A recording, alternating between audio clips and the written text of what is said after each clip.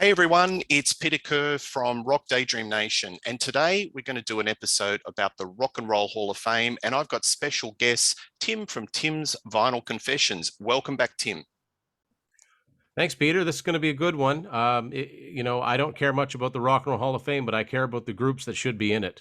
Absolutely. So what we're going to do is we're going to talk about the four acts that we think should be getting the Rock and Roll Hall of Fame induction in 2022, which I understand is going to be released in a matter of days. We're also going to talk about the ones that we think are likely to get the nod. And also we're going to talk about two bands that have been snubbed in respect to the Rock and Roll Hall of Fame.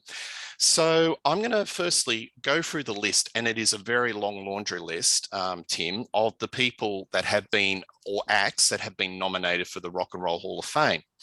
So in alphabetical order, we have A Tribe Called Quest, Beck, Carly Simon, Devo, Dionne Warwick, Dolly Parton, Duran Duran, Eminem, Eurythmics, Fela Kuti, Judas Priest, Kate Bush, Lionel Richie, New York Dolls, Pat Benatar, and Rage Against the Machine. And just a little disclaimer, Dolly Parton, I think about 3 or 4 weeks ago, sent a letter to the Rock and Roll Hall of Fame committee and said, look, I'm country, thank you for nominating, but please take me off the list. However, it was too late. The nomination and the public vote still went, and I think Dolly's way up in the mix in regards to the public vote. So, yeah, she has sent a letter to, sort of exclude herself from this whole process. So, And I Tim, thought that was yeah, pretty admirable too, because she said she wanted to avoid vote splitting, right? I mean, you know, the Rock and Roll Hall of Fame is funny because they don't listen to the artist. yeah. They basically go to the beat of their own drum. So it was sort of started by Jan Wenner of Rolling Stone magazine. Um, and it's certainly a point of contention. I'm like you, I don't care about it, but I think it's a really good discussion point. And I think there's at least 2% of me that sort of gets a little bit ticked off that your favorite bands or bands that you think are worthy don't get sort of nominated and or make the sort of the final cut. So tell me, Tim, what's your first selection out of this year's inductees that you would put forward as getting in the Rock and Roll Hall of Fame? So it's funny because if we were going to have this discussion 10 years ago, my list it would be an awful lot harder for me to come up with the list because, you know, through whatever reason, and some of it I think has to do with some of the bands that have gone in, like Metallica, that now have a voice in the voting. A lot of my favorites have gone in. So Journey's in now, Rush is in now. That was one of the greatest moments that when Jan Wenner was introducing them, and he didn't even have to say their name. All he said was they're from Toronto, and the crowd just stood up and cheered as if to say, "You're the one that said they would never get in." Well, guess what? They're getting in. Mm. So they went in, and Yes went in, and Deep Purple, Cheap Trick, um, Kiss. uh, Def Leppard, Kiss, Bon Jovi. I may have said them already, but yeah, finally, Alice Cooper. Finally they're starting to get it a little bit, or so it seems. But yeah, I've got four bands that I want to talk about that, and I tried to look at this realistically. It's not just because I like them. I said, no, it's a Yep. band that's got to have sold a lot of albums, had songs that people know, and have had an influence, on pop culture. So my Yes. first one is probably the least likely to go in, but still within the realm of possibility, might happen. And because it's me, all of the selections I'll be showing you are 8-track tapes. My first one is Kansas. This is the Left Overture album from 1976 with a little song on it called Carry On Wayward Son. Now, that song alone deserves something in the Hall of Fame. They did it twice because they had that one and Dust in the Wind. Those are timeless songs that will be played on classic rock radio forever. Carry On Wayward Son has taken on a life of its own in the past few years, mostly because of the TV show Supernatural. And it's enabled the band to go out on the road, do quite well on the road, eventually um, get signed to Inside Out Music, which is a progressive label distributed by Sony. So in very, in a way, they're back to the label they started on, which was CBS. And I just think that I've always thought that of the classic rock bands of the 70s, that they were like kings of the second tier, but really should have been in the first tier. They're one of my favorites. And I don't see any reason why they wouldn't belong in the Rock and Roll Hall of Fame, because there's bands that sold a lot less albums than they did that are in there, and a lot less well known. So Velvet Underground. So that's my first pick. I think Kansas, I think it's 25 years after the release of your first album. So that means that they have been eligible since 1999. And yet there are acts like Guns N' Roses that go in the first year they're eligible. I don't like that. It has nothing to do with the artist. It's like, I don't like when these bands like get to leapfrog over the bands that chances are influence them. So that's just my thought on it. I think Kansas should get in. I've never heard tell of them being on the ballot. Maybe they have, but maybe someday they'll get in. Yeah, yeah. I think it's interesting that a lot of the bands that have been influenced get in before the influencers. And I think that's quite wrong. And there's been a number of bands that they're on the ballot the first year of eligibility. I think Guns N' Roses, Nirvana, Radiohead, all great picks. Yeah. I have no issue with them, but first year they're in. Where bands like Deep Purple who were the holy trinity of hard rock, British heavy metal, and had to wait 20 years. And multiple nominations. So I think this wrong. I've got a different track. So I'm going down a path of those acts that are on the nomination list who I think should get in the 2022 announcement, hopefully in a couple of days.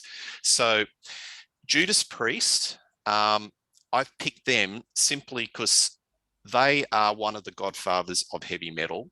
They basically partly created a genre. So Black Sabbath set the foundations, but Judas Priest in the 70s, during, the mid 70s, where punk was very a big and popular type of genre of music, heavy metal and hard rock was sort of in the doldrums, but they were flying the flag and basically sailing into uncharted waters and doing this style of music that became bigger in the late 70s and sort of became huge with the new wave of heavy metal. And then it went into the 80s with, sort of the American heavy metal invasion and glam rock and hair metal, etc. But they're the godfathers. They were before Iron Maiden. And I really think that it's their time. They've been on the nomination sheet a few times and highly influential. A lot of bands, Metallica, Slayer, so many bands have been influenced, and so many subgenres of heavy metal have been influenced by Judas Priest. I think that I'm taking the approach of bands that have influence and have had impact on other musical genres and other bands, and they're on the ballot sheet and they should get the nod. It's their time. Absolutely. And again, like Kansas, they've been eligible since 1999, because Rock and Rolla came out in 1974. So I don't get it, and then you've got cases where you've got, and again, no disrespect to the artist, but you've got artists like Eric Clapton and Jeff Beck that are in multiple times, as a solo artist, as a member of Cream, as a member of the Yardbirds. It's like, you're already in. Like, to me, once you're in, and it doesn't matter how you're in, Now, having said that, if they put Whitesnake in, well, David Coverdale would be in twice, but I don't care about that because I think that'd be fantastic. I don't think that's ever going to happen. But no, it won't. No, but that's really the sad thing about Deep Purple is that they, it was after John Lord sadly passed away. Absolutely. So, but anyway, so for my next choice, a band that really has had, I think, quite a resurgence in the last couple of years for a number of reasons. And I had to do this in this order because I started with Kansas. Well, I don't think we're in Kansas anymore. Toto. This is Toto 4. And this is their biggest selling album. It has Africa and Rosanna, two songs which remain in popularity. I haven't checked like the Spotify stats on them, but kids of all ages are continuing to discover those songs. They've sold millions and millions of albums. Collectively, the members of that band have played on so many successful albums from genres all across the spectrum, and including a lot of people that are in the Rock and Roll Hall of Fame, not least of which is Michael Jackson.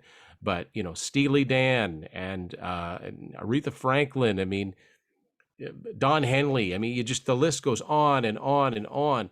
And never been a critic's darling. They've always been slagged for being, faceless and commercial, but yet bands that are, artists that the members have worked with, in some cases written songs for, they're in the Rock and Roll Hall of Fame. There's, I think they should be in. I really think that there's a place for Toto in the Rock and Roll Hall of Fame. They would have been eligible since 2003. So, it's been almost 20 years since then. So, what's the holdup, guys? Let's if you're going to put Journey in, Toto should probably be in there as well. So, and Yeah. a lot of those types of bands, but that's my next pick. Yeah, I'm on that bus with Toto. I think they were critically reviled. They weren't cool for school in the NME, Ram magazine, or the cool magazines. But I think slowly but surely they're getting critically reappraised. I think that the young generation have picked up on it, and I think it goes beyond irony. Yeah, I I really think so too. think that there is a genuine respect, and when you read the Steve Lukather autobiography, you go, "Wow, he has been one degree of separation through with the gods of rock."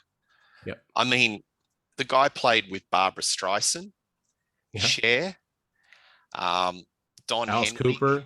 He's been with everybody. Yeah, And the band, they can play. They've got serious game. yeah.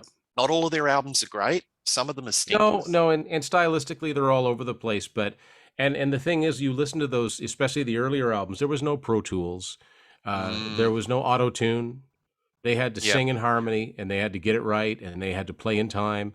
And the three Picaro brothers were just unnaturally gifted family. David Pace writing so many of those great songs, and they had great vocalists like Bobby Kimball and Joe One of the and greatest Joseph Williams. drummers, rock drummers of all Oh time. yeah, and Lukather. I mean, he can play. Literally, this is a guy that can literally play anything. Yes, he can. So it's got serious game. So yes, I think that they've been ignored, and they definitely should be nominated. But I think the critical appraisal is turning around, and it probably needs, Tim, one more generation, Yeah, 10 years time, where people will look back and go, they were a really good act. yeah, So sometimes it takes a long time for critical appraisal to percolate and change. Like a lot of acts like Black Sabbath were reviled in the 70s. And it just took something like Kurt Cobain and Nirvana to sort of name drop them. They're one of my influences. And then the Black Sabbath, everyone loves them. yeah, And the critical appraisal turns. And I've just noticed that there are a lot of this generation acts, and it's not ironic, are really getting on the Toto bus, and I can yeah, see that it's critically being reappraised. I'm on the train because I'm buying a lot of their albums and digging deep, and just musically, they've got serious game, and some of the hooks in those songs are just great. yeah, So I know I'm going off on a little yeah. tangent on They're the sticking your Toto head for train, but days, I right? love them. Yeah, I think yeah, seriously, yeah, that's a good choice. My next one is another influential band, because I'm looking at bands that are the influences, not not bands that were influenced. And I'm looking at New York Dolls. So yeah, you've got Johnny Thunders, Sylvain. You've got David Johansen. They basically were punk before punk. There wouldn't possibly be a Sex Pistols, the Damned, the Clash. They influence bands like the Smiths. Kiss, I know they say, that we weren't, but I'm sure that they were sort of they were in, starting off while the New York Dolls were playing a lot of sort of bars and clubs around the time in New York. So they would have been aware of stylistically the way they looked, the way they sound. So I know Paul and Gene say no, but I reckon it's a yes. Aerosmith, Black, even. absolutely. Blackie Lawless was in the band for 5 seconds, and he, you That's look at right. his CV. He always talks about I was in the New York Dolls. So, for a band that sold not a lot of copies of this album, this certainly gets cited in the top 100 albums of all time. It's always pops up in a lot of bands influenced albums list. And I think they're due because, if you go back to punk, you go back to glam, this is one of the tree trunks along the way. And I think it's their due. They are highly influential. It's a great album. It's very Stonesy, but you can see there's a lot of proto-punk in it. And yeah, I think for a band that only put out a couple of albums, their influence was enormous. And, I think they're due to get the nod at the Rock and Roll Hall of Fame. That's a band right there. I'm a little surprised they're not already in, Yeah. because they sort of were critics' darlings. They had more critics like them than it seemed like the record buying public. But you just take a look at that. If nothing else, take a look at that front cover. I mean, they predated Motley Crue and Poison, and there are bands that just, you look at them, you're like, I can't believe that's as old as it is. It's like you look at a picture of Hanoi Rocks from 1980, and you go, man, that looks like it's from 85. Yeah. That's another Now band I'm that not got getting off on influenced. that. I mean, Sort of Hanoi Rocks, they another, were influenced yeah. by New York But Dolls. yeah, the New York Dolls. I mean, Rush opened for the New York Dolls. I mean, they were on Mercury. They had two major label albums. They put some albums up much later in their career after some deaths. But yeah, I'm really surprised that they're not already in, just on that influence. Again, I mentioned the Velvet Underground. Like I'm really surprised that they're not in there on those early, or Iggy and the Stooges, or bands like that. But I have a feeling that they'll get in one of these days. But again, really surprising that they could have gotten, 1998 they could have gotten in. So. Yeah. Yeah, that's a real big slight, and it almost makes you wonder if there's something personal there. I don't know. Like Absolutely. Yeah. Absolutely. So for my next one, it's a band that, and I think as soon as I say this, people are going to know who I mean. If they stopped and dropped off of the face of the earth after their first album, they should still have a place in the Rock and Roll Hall of Fame, and that band is Boston. I mean, this first album sold something like that 16 plus million just in the States alone. Is there anyone who doesn't immediately hear the first two notes of More Than a Feeling and know exactly what it is? They predated, I think that they deserve a lot of credit for anticipating a day when bands could have top 10 singles on the radio that had these big guitar riffs to them, but they were still very melodic. They don't get a lot of credit for that because they predated a lot of bands that came after them. Absolutely unique guitar sound, from the mind of Tom Scholz, who also wrote all the songs and played most of the instruments. Now, he's a polarizing character. A lot of people are kind of put off by him, and he almost seems like one of those mad genius types where he's got all of this musical knowledge, but he's not great with people skills. I don't know. Like you talk to people like Barry Goudreau and former band members and stuff. And of course, I mean, he's sadly no longer with us, but the incomparable Brad Delp on vocals, where if you listen when he's singing and he's singing those high harmonies, and just when you think he can't sing any higher, he does. Yeah, there's a reason why, I'm sure, since I started talking about this, that album sold 100 more copies somewhere in the world. It's an evergreen seller. It will never not sell. And for that reason alone, they deserve to be in the Rock and Roll Hall of Fame. And that's another one where I'm kind of surprised that just based on sheer album sales, that they're not already in, but they really should be. Yeah, I think they're probably not in because of they've been lumped into that corporate rock sort of genre.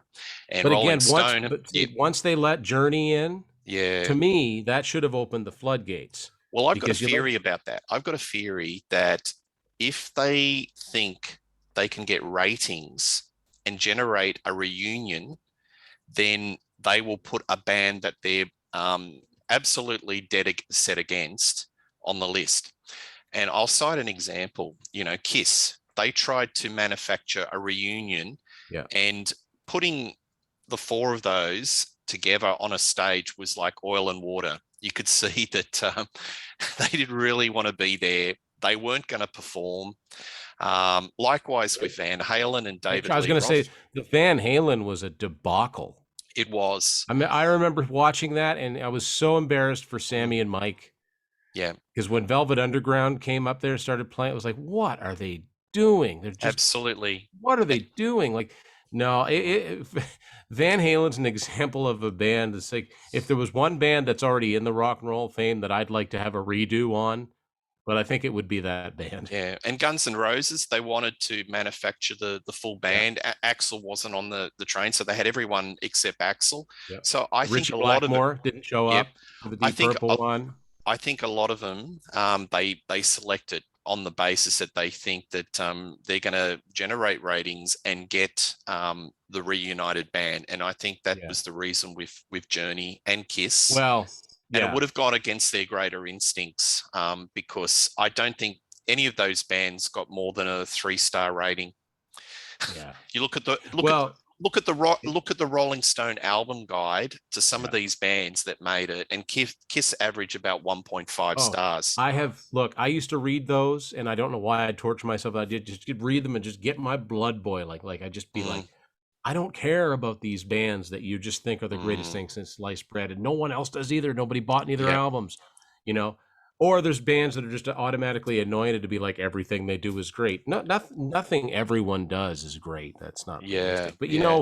you hit upon a good point, Peter, because you're right.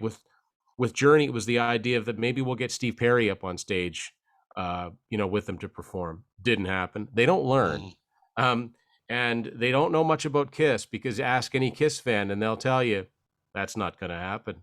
There's yeah. just too much water under the bridge. You can invite them all you want, but it's not going to happen. Richie Blackmore is not going to emerge from his castle and stand on a stage with Ian Gillan and guys that he hates. It's just Mm, not going to happen. But with Journey, as opposed to Boston and Toto, um, most of the people in the Rock and Roll Hall of Fame couldn't name you one member of either of those bands. mm, And they probably don't even know who Neil Sean and Jonathan Cain are, but they know who Steve Perry yeah, is. So, yeah. yeah, I think you're right. I think I, that might have been how they I slid I in. think so. And to be quite frank, Journey have definitely resurrected their sort of popular culture Yeah, fortunes yeah. with "Don't Stop Believing." Which, you know what? I've said this before. That used to be one of my all-time favorite songs. I would always put that on. It would never fail to put me in a good mood. I need never hear Don't Stop Believing again. I Yeah, need never hear it again. I've heard it too many times. And yeah. I wish, and I was so glad when I saw the trailer for uh, Stranger Things 4 and they're using separate ways. I'm like, okay, Mm, great. Pick on yeah. another song for a while. Well, in Australia, we've never heard of Journey. They couldn't get arrested in the street. Yeah. And I think I've exchanged messages with you previously. We're only familiar with Journey through Steve Perry and the solo hit "Oh Sherry." Oh, Sherry. Yeah. So, Yeah, that's it, and that's that's all we something that know. even some Mm, of these bands they don't understand this. mm. But I So think that's why Kiss are so beloved in Australia because they made it down, and at they the end of their first wave, on off the back of the Dynasty I album, got the to tell you, Dynasty, man, yeah, that concert from Sydney from 1980 with Eric Carr, and they come out with Detroit Rock City. That's one of my favorite Kiss concerts it's ever. great, isn't it? I think Paul was at the peak of his vocal prowess, and I Yeah, just we're getting off topic here, but yeah, I loved it when, and nothing against Peter Criss, but I loved it when Ace and Eric Carr were in the band because like Eric Carr was mm, a more steady drummer and it made him sound heavier, but I yeah, liked Ace. yeah, That was my favorite Kiss lineup, and I always wish they'd have done a regular Kiss album and not just have the only one being the elder. But yeah, that's another story. That's yeah, another story. But yeah, yeah, absolutely. like But yeah, Journey, like they did well in Japan. They toured Japan, but as mm, far as globe trotting, very yeah, little. Absolutely. Another thing that I think that kicked it off was High School Musical. Yeah, I think So so. they did one of Yeah, their songs, yeah. and the song got known. So the song's very well Sopranos was known, huge for and "Don't Stop Believing." yeah, the teenage generation just picked Yeah, up on it, and a new generation of fans. So I think it was two factors what got them in the Rock and Roll Hall of Fame. Can they reunite? Can we get ratings? Will Steve Perry sing with them? Didn't yeah. happen, but he was there, which is He good. was there. He showed Yeah, up, and it was a and great speech. But their yeah, sort of reappraisal in popular culture through a couple of their songs. But yeah. And that yeah, greatest hits album of theirs continues to sell. absolutely, absolutely. All right. Well, my next choice is another artist that is just highly influential.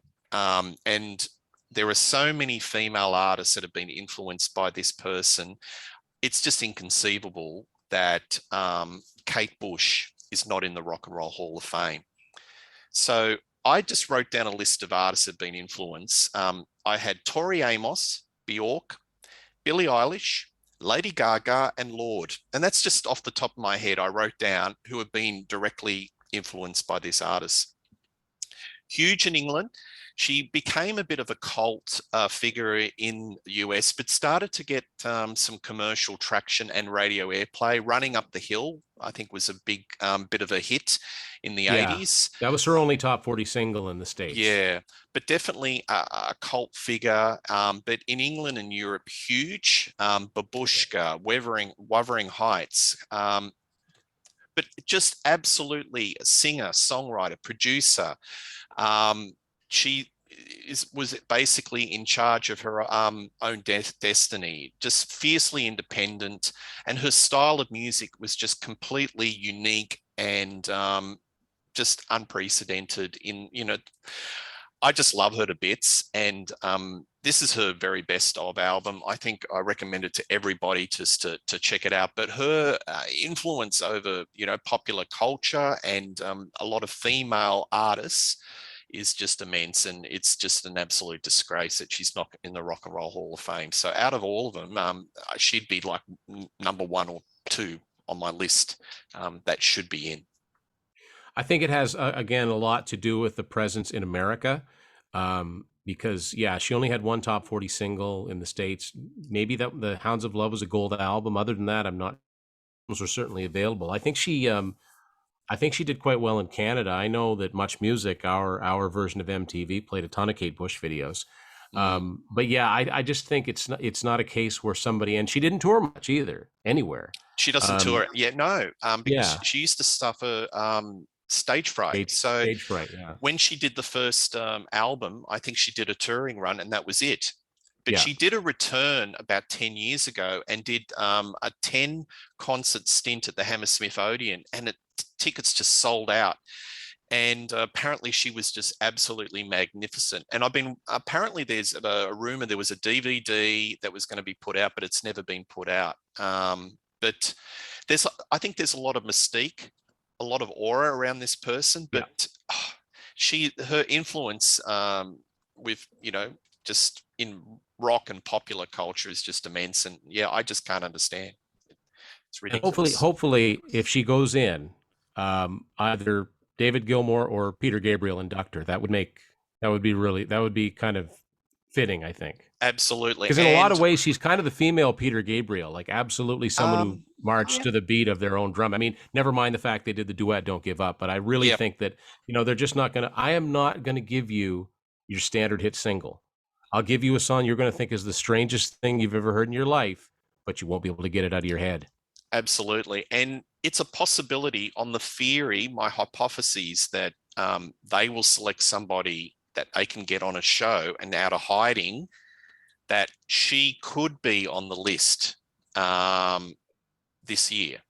So it Yeah, generates some ratings. So yeah, could be. yeah, it could be.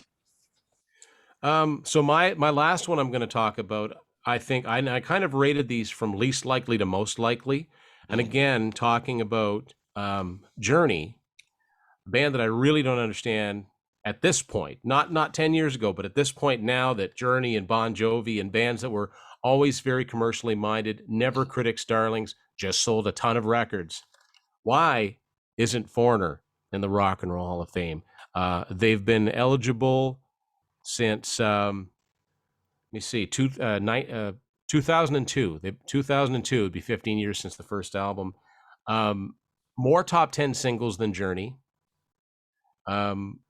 And, songs that people continue to know, whether, to say nothing of I Want to Know What Love Is, which is sort of like this type of song that is almost bigger than the band itself. But at the core, their core is a rock band. Cold as Ice, Feels Like the First Time, Double Vision, Hot Blooded, all of those Mm, early hits, they should really, really be in there. And it's not even a case of they haven't reunited, because Lou Gramm has hopped on stage with them, as has their former drummer Dennis Elliott and other former members of the band. So I don't think there's any really real bad blood there. But I have read where Lou Gramm says it's very political why they're not mhm, in there. I mean, Mick Jones and Lou Gramm won, I think, the New York Songwriters Hall of Fame or something like that. So they've had accolades. They've had lots of awards. They've sold a ton of albums. They deserve a place in the Rock and Roll Hall of Fame. Influential as far as just people knowing who they are and the songs. And there's a lot of songs that still continue to get airplay today. Really an oversight, and I hope it gets mm. fixed. Yeah, yeah. Look, they're a band, even though when I was in different genres, like punk and, sort of alternative and new wave, I've always appreciated Foreigner because they just did well-crafted albums. And those first couple of albums are just absolutely stonkers. And One of my favorite stories, and you just yeah, made me think of this. If inside the liner notes of one of their many compilations, I think it's the one that mm, came out in '92 called "The Very Best and Beyond." The story goes is that Johnny Rotten, John Lydon, kept his girlfriend at the time up for 2 nights in a row dancing to an advanced single of Hot Blooded. And we said he just couldn't get it off. He couldn't stop listening to it, couldn't get it off the turntable. So it was almost like they had this underground appreciation by people who are automatically supposed to hate that sort of corporate rock. But yeah. sometimes some artists, no matter what the genre, they just excel, and there's an excellence there that doesn't matter what your tastes are. You hear it and you go, "Oh, that's really good."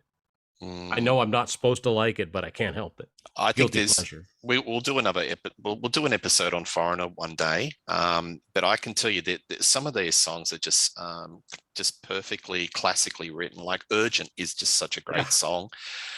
I think yeah, they've always had this corporate tag, fairly or unfairly. They've had a ton of members, which has probably been a bit of a negative. Yeah. If they were going to induct them, I personally would only have the members of the first couple of albums. If you were going into Agent Provocateur and that era, I wouldn't include a lot of the other members because I think it was going to get up to number 10 and 11 and number 12, and it's Yeah. ridiculous. Although Grateful Dead, they got inducted with everybody. So there is a school of Yes. thought So that that's if you're that's going to include, you've got I to include everybody in. yeah. I Um, remember reading that the Grateful Dead were like that, and the E Street Band, yeah, who by the way got inducted by themselves, yes, separate yes, separate to Springsteen, because it's like, so it's yep, like there's such an obvious bias, but yes, but but you either induct everyone or you don't, yes. because if the rules don't apply to everyone, there are no rules.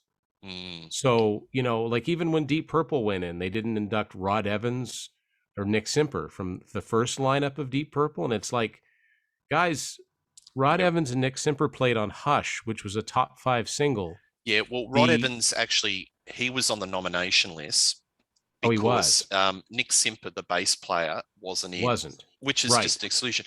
But the reason why I think they wanted to get Rod Evans, interesting story, another little diversion here, is because he's been missing in action forever. Well, He was yeah, part of I think he was part of a fake Deep Purple that's right. band, Yeah, that's and right. Right around 1980. absolutely. Yeah. Lost a lot of coin because he had to pay out damages, and he's been basically on the low down ever since. A rumor is that he's actually a doctor. He went into another Okay. career, but he's been like missing in action for a long time. And I think this supports the hypotheses that Rolling Stone or the Rock and Roll Hall of Fame select artists or acts that they think they can get some sort of an angle and a story on the night. And I think they were trying to get him out of hiding, but it didn't work. So that would have been, yeah. And even though, like, your average listener wouldn't know the name Rod Evans, um, it would make for an interesting story. Yep. But you know what? You just made me think of something. When Black Sabbath went in, which I believe was in 2006, it was just the original band, right? It was the original four. They didn't induct Ronnie James Dio, which is crazy because they sold a lot of records with Ronnie James Dio. I realize that you can't induct the guy that's half every other band member's age that are touring with them now. But if you took part in albums that sold millions of copies, then you should be there. Like Eric Carr should have been inducted with Kiss. And, like him or not, Vinnie Vincent should have gone in, right? Yes. So even Bruce Kulick, I mean, Asylum, Crazy Nights, those were platinum selling albums. So could you imagine? Yeah, could you imagine the egos and the fracas with all those members sharing the same stage? Well, it would make great theater. I tell you, it would make excellent theater. Yeah. And eventually, Motley Crue, I think, should go in. I don't know about that. I don't think they're gonna do it. I really think that there will be there's some sort of unwritten the board members will probably say, no, I'm sure, but but the fact that you got Guns N' Roses in there, and I don't think there would be a Guns N' Roses without Motley Crue, and the fact that they had the Dirt movie a few years ago and their profile was elevated slightly, I'm not saying it'll happen. Yeah, anything can happen. Anything can happen. I didn't think Bon Jovi would get in. I didn't think Bon Jovi would get in. No, because I thought you know what? Yeah, there was a reunion because they reunited with Richie. Yeah, there you go. The hypotheses. Yeah. So I guess, but I think the difference is like you got to think about was there a lot of bad blood, or was it just a moment in time? Was it something that they could overcome? But talking about Black Sabbath, why wasn't Ronnie James Dio inducted with Black Sabbath, but they inducted Sammy Hagar with Van Halen?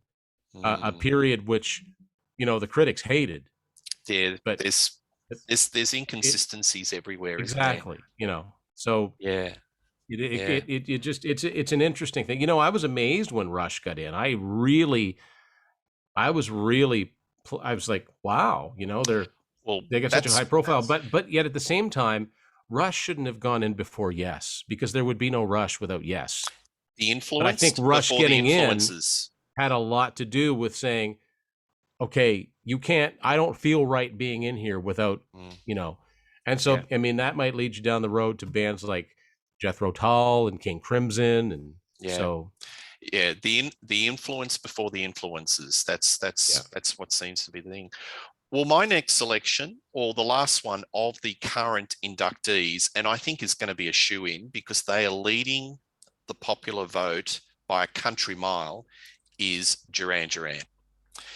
So these guys were influenced by Japan, Roxy Music, David Bowie, all that 70s glam, and made it their own.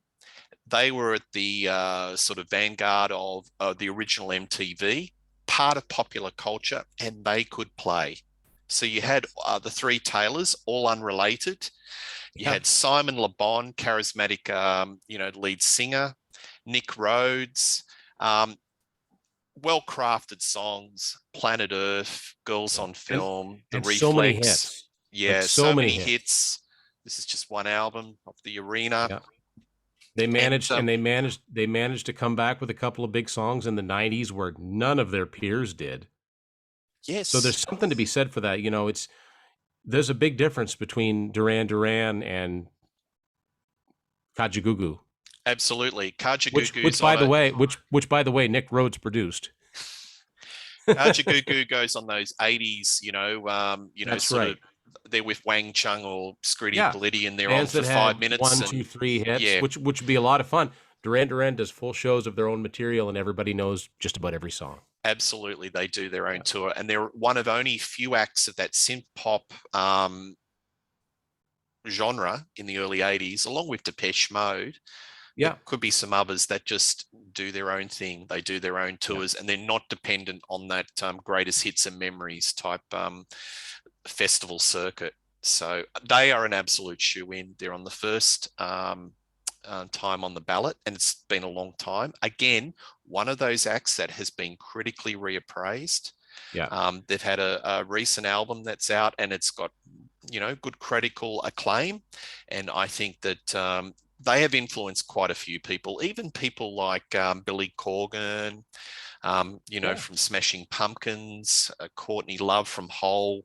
A lot of the grunge metal acts have cited Duran Duran. We love them. Yeah. Love the There's rhythm. again, it's that thing, that excellence. It's like it Yes, transcends the yes, genres. And yeah, I mean, you know, yeah, yeah, they should probably get in. And if they get in, then I hope on a band we've done an episode on. I hope that means In Excess gets in too, because they should. They deserve to get in. yeah, yeah. I was thinking about that. They'd be definitely on the bubbling list. I've got just two more that I want to they're not on the list, but they should be this year, or they should be inducted very quickly. Iron Maiden. Yeah. So, you know, they're actually more popular now than they were in the day. They have spread music all around the world. They play parts of the world that other acts don't play. I'm talking about India, China, Yeah. Southeast Asia, spreading metal. Um, I think they're sort of influenced over people just picking up the guitar and playing. A lot of subgenres of metal and rock is just immense. So they should be on the list. And this artist too, Gary Newman. Gary Yeah. Newman is the godfather of industrial rock. So he was influenced probably by David Bowie meets Kraftwerk, who Yeah. Kraftwerk, another influencer band that Again, yeah. are they've had the kind of de facto recognition from the Rock and Roll Hall of Fame, but they haven't had the full inauguration put in the Rock and Roll Hall of Fame. They basically, are the godfathers of synthesizer music. But this guy, there wouldn't be a Nine Inch Nails, Depeche Mode, and yeah, he's sort of highly influential in those genres of music. It's interesting you mentioned Nine Inch Nails. That there's a really cool on YouTube. There's a really cool live version of Nine Inch Nails. I think it's like 2009 doing Cars with Gary Yes, Newman on stage, and it's absolutely. it's so cool. It just sounds really really cool, and you can really tell that you know it's funny. My wife and I have watched it, and how many times when we laugh because you know Trent Reznor will switch da, da, da, da, da, Yeah. da. So he's got the tambourine and he is just covered in sweat. And I remember someone in the YouTube comments said, you've got to be a real boss when Trent Reznor is playing tambourine for you. Yes. So Yeah. yeah, absolutely Gary Newman should be in, and Kraftwerk pioneers, like Absolutely. bands that didn't necessarily sound like them took bits from, by the same token, and they're on the list. I think Devo should get in too for similar reasons. Yeah. Yeah. Because Well, not only what their own music, but I mean Jerry Casale went mm, on to direct videos. He directed a Mystic Rhythms by Rush, a really really weird, innovative video, and yeah. yeah, this they got a lot to get to. In the case of Yeah. Iron Maiden, it might be a case of them getting in before Judas Priest, which is again not the correct order Yeah. because I there don't would think be Judas no. Priest is going to get in, mate. I don't. No. I've just got this funny feeling. Hey, I think this little segue, why don't we just look at the list and Yeah. tell me who you think is likely to get in? Because I've got a bit of a pick of who I think's likely to get the Yeah. nod in a couple of days. Who do you think?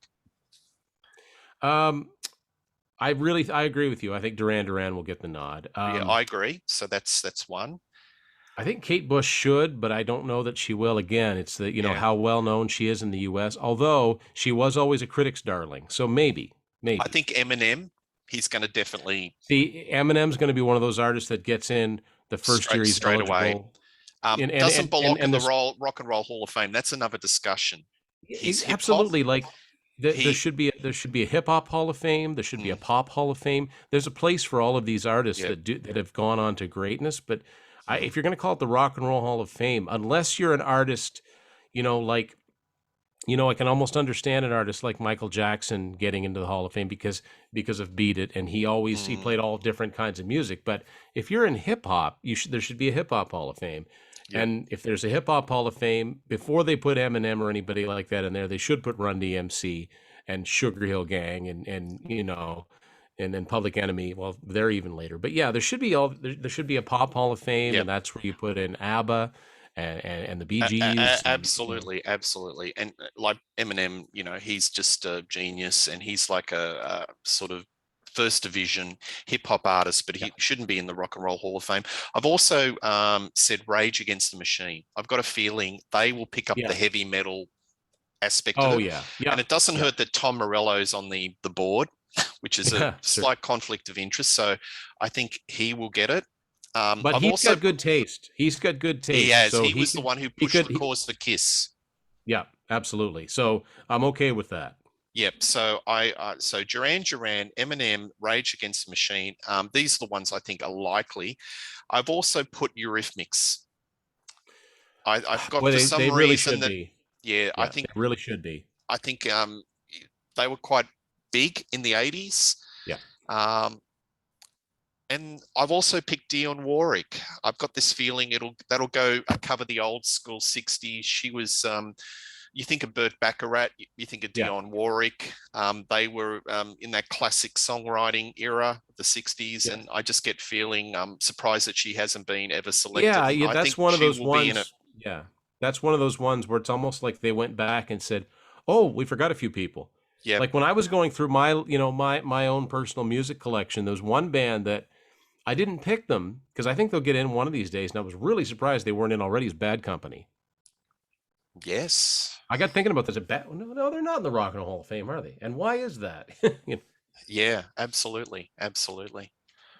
All right. So is there any others you think in that off that list that you think are likely to get selected, or Boy, I really think Pat Benatar should go in. I was she yeah, on the list this year? I know she was on last no, year. she I think is. She is. she should get in. Yeah. My So goodness, like she had hit after hit after hit, and she pioneered, you know, having a female voice on the mm, radio singing fairly heavy songs like Heartbreaker. yeah, Yeah, she should get in.